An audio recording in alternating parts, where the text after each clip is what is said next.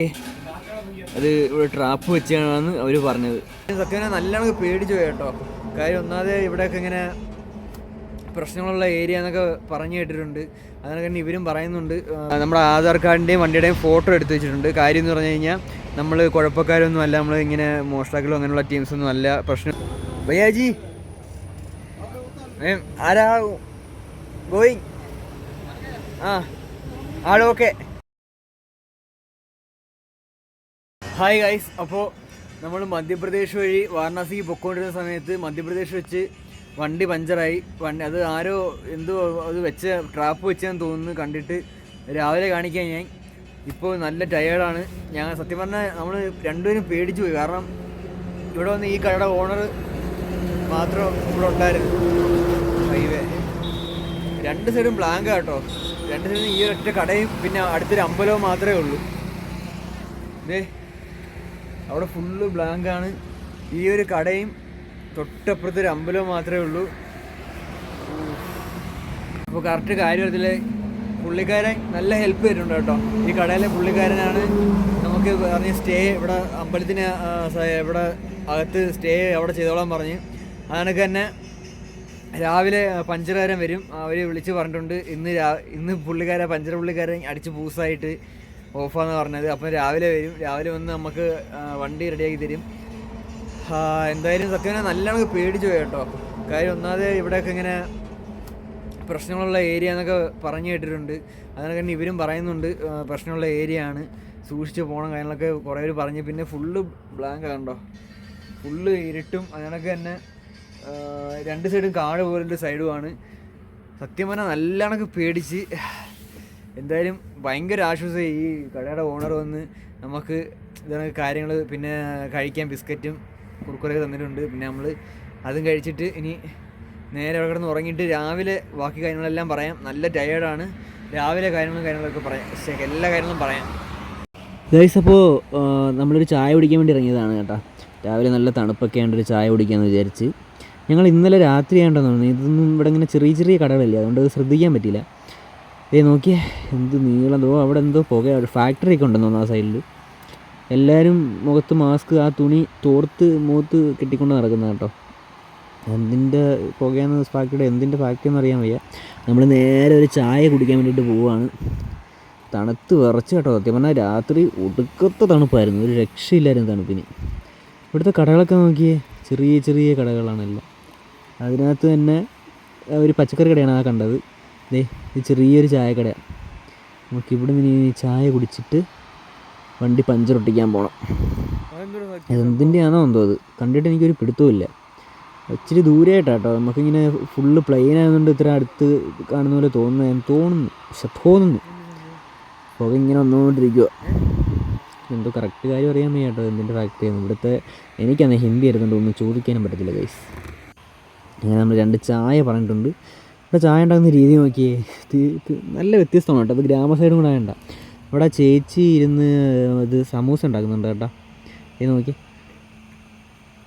ഇവിടുത്തെ ചായയുടെ റേറ്റ് എന്ന് പറഞ്ഞാൽ വെറും 5 രൂപയുള്ളൂ കേട്ടോ. പക്ഷേ ക്വാണ്ടിറ്റി അതുപോലെ ചെറിയ കപ്പ് എന്ന് പറഞ്ഞാൽ ചെറിയ കപ്പ്. അതുപോലെ ഇങ്ങനെ അരിച്ചൊഴിക്കുകയാണ് ആ ചായ. ഒരു സ്പൂൺ ഒരു തവിക്കുള്ളതേ ഉള്ളൂ ആ ചായ. അതാണ് വേറൊരു കോമഡി. പക്ഷെ നല്ല ടേസ്റ്റും ഉണ്ട്. അതേപോലെ തന്നെ 5 രൂപയ്ക്ക് അത് ലാഭമാണ്. 5 രൂപയ്ക്ക് അത് മതി. ചായ എവിടെ ചെന്നാലും ഒരു ചായ കുടിക്കുമ്പോൾ കിട്ടുന്നൊരു ഫീൽ ഉണ്ടല്ലോ, അത് വേറെ ലെവലാണ് കേട്ടോ. നെക്സ്റ്റ് പരിപാടി എന്ന് പറഞ്ഞു കഴിഞ്ഞാൽ നമ്മുടെ വണ്ടിയുടെ പഞ്ചർ ഒട്ടിക്കുകയാണ്. ഞാൻ പഞ്ചർ കാണിച്ചു തരാമേ. അതൊരു ഹോള് പോലാണത്. അത് ഇവിടെ ട്രാപ്പ് വെച്ചാണെന്ന് അവർ പറഞ്ഞത്. ഇത് ട്രാപ്പാണ്. അതായത് ട്രാപ്പ് വെച്ചതല്ലേ ഇതിങ്ങനെ ആവുമെന്നാണ് നമ്മുടെ ഇവിടുത്തെ അവർ പറഞ്ഞത്. സ്ഥിരം ഇങ്ങനെ ഇവിടെ ഉണ്ടാവാറുണ്ട് കുറച്ച് പേർക്ക്. ഏകദേശം ആ സൈഡിലായിട്ടാണ് നമ്മുടെ വണ്ടി പഞ്ചറായത്. നമ്മുടെ വണ്ടി പഞ്ചറായി നിന്നിട്ട് എങ്ങനെ ഇവിടം വരെ എത്തി. ഇവിടം വരെ ഇങ്ങനെ ഇവിടെ എത്തിയപ്പോഴാണ് കറക്റ്റ് ചെയ്ത് ഈ റോഡിൻ്റെ. ഞാൻ ആദ്യം വിചാരിച്ചു ഈ റോഡിൻ്റെയാണ്. കാരണം റോഡിങ്ങനെ കിടക്കുന്നുണ്ട്, വണ്ടിയുടെ ടയർ സ്ലിപ്പായി പോകത്തില്ലേ. അപ്പോൾ അത് വിചാരിച്ച് പിന്നെ ഇങ്ങനെ എത്തിയപ്പോഴാണ് കറക്റ്റ് കണ്ടത്. ഇനി നമ്മൾ പിന്നെ നേരെ വന്നതോ ആ കടയിലെ പുള്ളിക്കാരനാണ് എല്ലാം സ്റ്റേയുടെ കാര്യങ്ങളെല്ലാം പറഞ്ഞ് റെഡിയാക്കിയത്. എന്നിട്ട് നേരെ ഈ അമ്പലത്തിലാണ് നമ്മൾ കിടന്ന് ഉറങ്ങിയത് നല്ല രാത്രി കേട്ടോ.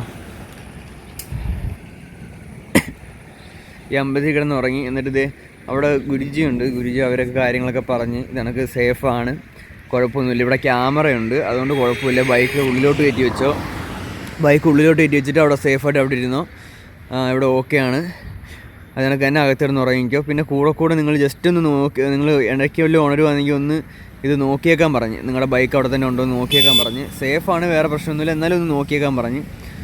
നമ്മളപ്പോൾ നേരെ വണ്ടി പഞ്ചറൊട്ടിക്കാൻ കൊണ്ടുപോവാണ് കേട്ടോ.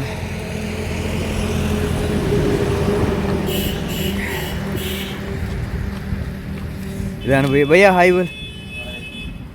ഈ ഭയ്യൊക്കെയാണ് നമ്മളെ ഹെൽപ്പ് ചെയ്തത്.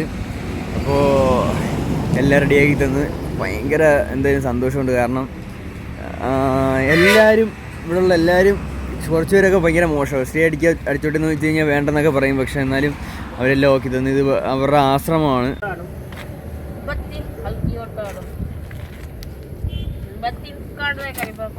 ഇവിടെ ചെറിയൊരു പഞ്ചർ ഷോപ്പാണ്. അവരുടെ മോനും ഉണ്ട് ഇവിടെ. ഇതാണ്. അപ്പോൾ നമ്മൾ പഞ്ചറൊട്ടിച്ചിട്ട് നേരെ പോയിട്ട് ലഗേജൊക്കെ എടുത്ത് ജസ്റ്റ് ഒന്ന് ഫ്രഷായിട്ട്, നമുക്ക് ഫ്രഷായുള്ള സൗകര്യം ഉണ്ട് കേട്ടോ. ഫ്രഷായിട്ട് നമ്മൾ നേരെ പോവുകയാണ്. യാത്ര വാരണാസിക്ക് ഇന്ന് തിരിക്കുവാണ് വീണ്ടും.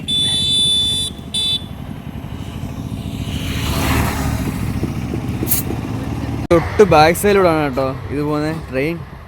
ട്രെയിൻ പോയി.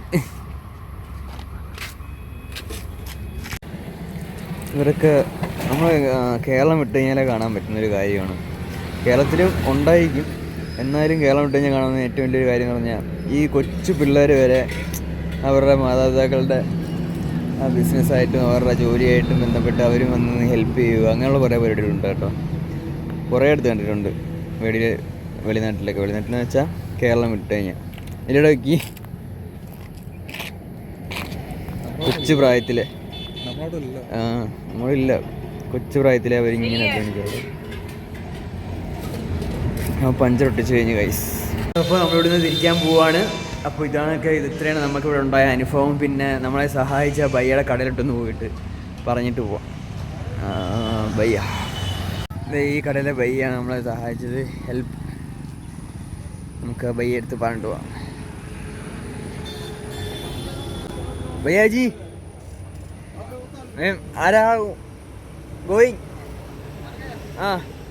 ആൾ okay. Thank you for help. By.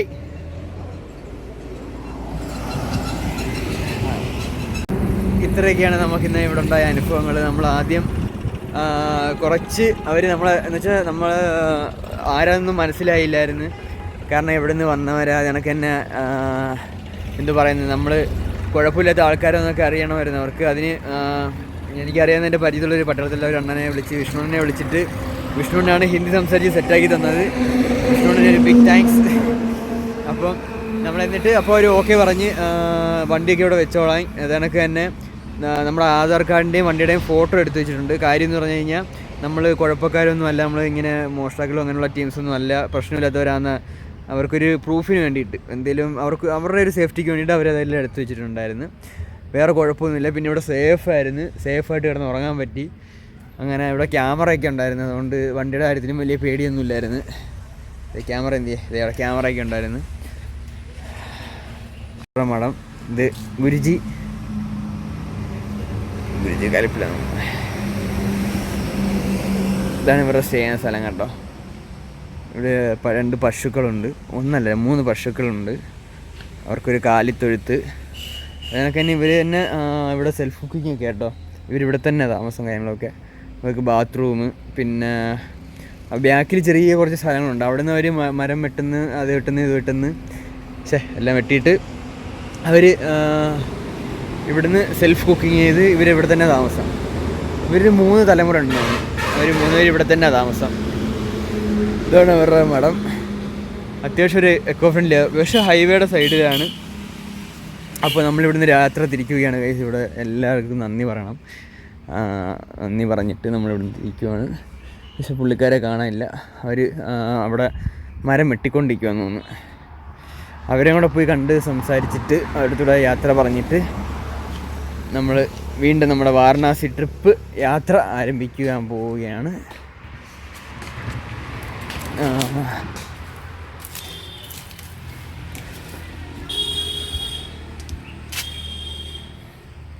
भैया मैं गोइंग थैंक यू धन्यवाद गुरुजी कहाँ है अंदर हाँ ओके भैया